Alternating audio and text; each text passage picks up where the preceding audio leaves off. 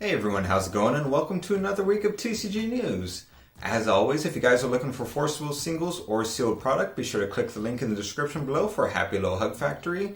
They have singles from Force Will as well as pre-orders for the next set, Alice Origin, as pre-orders for the booster box, as well as both of the starter decks. So make sure you go and check that out. If you pre-order on their site, they have quantity there, so as long as you pre-order while the quantity is there, you're guaranteed to get your product. Especially after last set, you want to make sure you lock that in.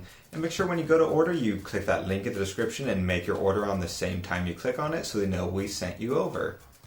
Also by Play DKP Accessories with their magnetic playmat, where you can play your card games on the go, inside of a car, outside while it's windy, or at your locals. Move your stuff around without it falling all over. Go to their website, which is linked below, and use code TCG for 5% off of your order.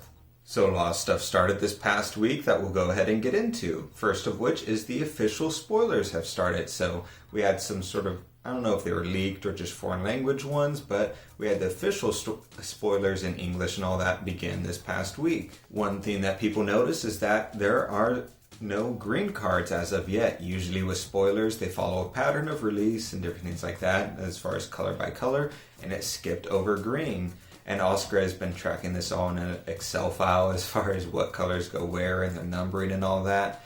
And he's determined there's either no green or very little green. And according to a German distributor, there is some green, just not a lot. And it looks like it might be anywhere from like maybe 2 to 4 cards of green if there is any in it based on Oscar's stuff. So sorry if you could see my cat walking by there. But so yeah, it'll be interesting to see what they do. It might be something where, since the sets are so small, they sort of hyper-focus on specific colors and rulers that are supported, and so other stuff is just essentially skipped over for an entire set. So some people might like that and some might not, but it is, it makes sense that that's the direction to go with these smaller sets. We also just got a lot of information about this new set in general. So first up, we got the confirmation for the normal rarity in here is going to be partially reprinted. A percentage of them, we're not sure, but a significant portion of them will be reprints. So as of right now, we have those as reprints. We have some of those as reprints. We have the memorial cards, which are reprints, and then we have the new stranger cards, which are art reprints. So that's a lot of recycling from older stuff going in here, with which makes it so the actual new cards or new art that we'll see is relatively small, but a lot of people are excited to see some of the old cards make their way back in. While the memorial card reprints, we're not quite sure on the legality for sure. Normal card reprints are 100% legal. They have the full set number and all that in the corner, so all the normal cards that are spoiled are completely legal inside of the set, which includes things like Wyber and things like that. I'd highly recommend going and checking out our spoiler video we did. It's a little bit long, but we go over every single spoiler card that's been revealed so far, and including at the end of the video, we go over all of the reprints as well if you guys are curious about that. One interesting note is that some of these cards used to be rares and super rares, and they're now downgraded to a normal rarity, which is kind of just an interesting thing, especially as far as power levels and all that go.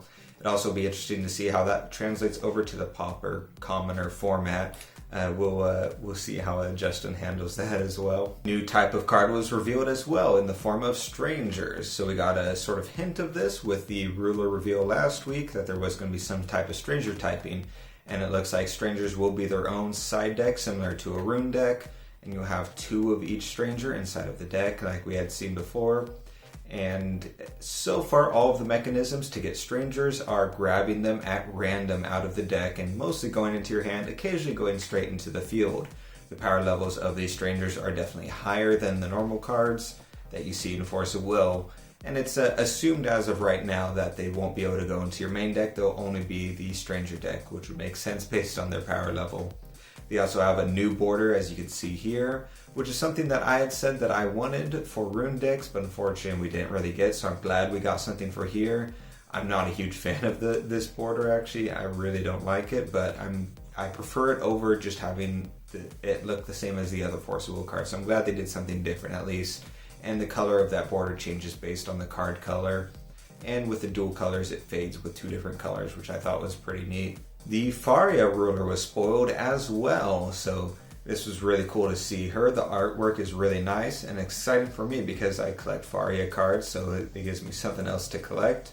The downside of it is it does confirm that the rulers in this set are using just the same art on both sides. People had maybe said that the promo ruler might have done that just because it's technically a promo, but this confirms that this and most likely Melgus will be using just recycled art on both sides, which is a little bit unfortunate because I really like J rulers and having the two different arts, the sort of usually passive pose and then the action pose.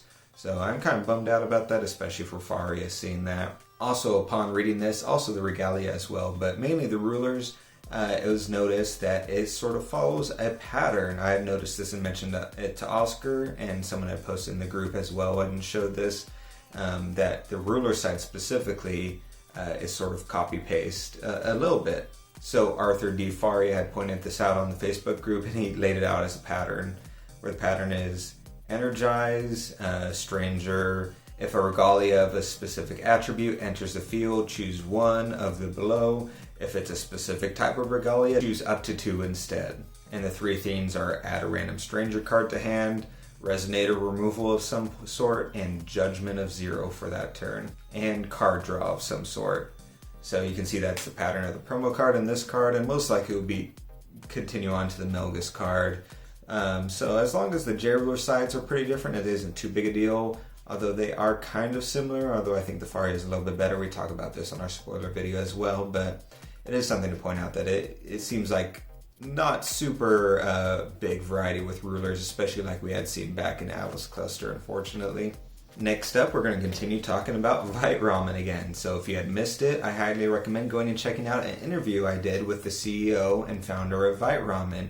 We talked about the game, the circuit series they're doing, what to expect, their hopes and plans, especially for nationals and stuff like that. A lot of cool information in there, so I'd highly recommend going and checking that out if you're all at all interested in any of that. And also, the circuit series is officially starting up. I don't know if it's started up at all any other places, but I know here we're going to be having a tournament in Dallas, so if you guys are in the area, definitely come check it out. It seems like there'll be a decent turnout. We might film some stuff while we're there, so I'm pretty excited about it, and we'll let you guys know how it goes in the podcast following it, so look forward to that. And make sure to check out with your friends or your locals about getting the kit before it's too late as well. I'll be sure to click or include a link in the description, since you can only get it through a specific link to get that kit. And also, if you guys want to check it out, any of the news I'm talking about, make sure to click the link in the description as well for a link to the article version of the news that I'm going over if you want to check on any specific topics. And I also have all the links there as well to click into things like the Vite Ramen purchase and all that. Next up, we got our November promo card look, and it's Shimhaza, so it's continuing our sort of trend of doing promo cards from the starter decks, which is really cool to see. This is one of the lesser played promo cards, but it's one of my personal favorites that I really liked. I run it in my Epic Stories deck and stuff like that, so it's really cool to see it. It's cool art. A lot of people pointed out that the face of that demon being choked out is very happy for being choked out, so you can interpret that how you will. But yeah. And also, so I want to talk about updates from the Force of Will company. So one thing to note going forward here is we haven't heard any words on updates for the CR or rotation. And it's not something we'd expect to hear from, but it's something I want to make sure that we keep an eye out for, because especially going into this new set, a CR update right away is going to be very important. They're introducing a lot of new mechanics, entirely new deck, new interactions, new abilities and stuff like that that really do need clarification and can't just be brushed away with, oh, it's implied how it works. It's very important to have official rulings on this. So I'm really hoping not only do we get a CR update, but we get it in a timely fashion. So, and not like a month after the set comes out. I don't think that'll work for this set. So hopefully we keep an eye out on that, and maybe if we talk about it and keep the pressure on, it'll let the company know that that's something that we really want to make sure that we get. The other thing is rotation. So rotation is expected to happen with the release of the set. However, it does not passively happen, contrary to what people might think or know. Rotation only ever happens when the company announces that it's happening. So it's one of those things where the company hasn't announced it yet. Usually rotation happens, I believe, a week before the set is released or so. So that's another thing you want to keep the pressure on and ask the company about, because we haven't heard anything about it. And like I said, it's something that only happens when the company announces it. I don't expect to hear anything from the company leading up to it, just because they don't talk ever to date, even with a Q&A that happened that the company was supposed to respond to months ago. We still haven't heard from that. Now, all the questions are irrelevant, but and there's been several other documented instances of the company promising to make a response publicly and then not doing it in addition to that Q&A. So it's safe to assume we won't hear anything from them, but it doesn't mean that maybe that they don't listen to us when we mention stuff to them. So hopefully we can keep an eye out and make sure that that all happens. But I just want to sort of get that out there so that everyone is aware of it going forward.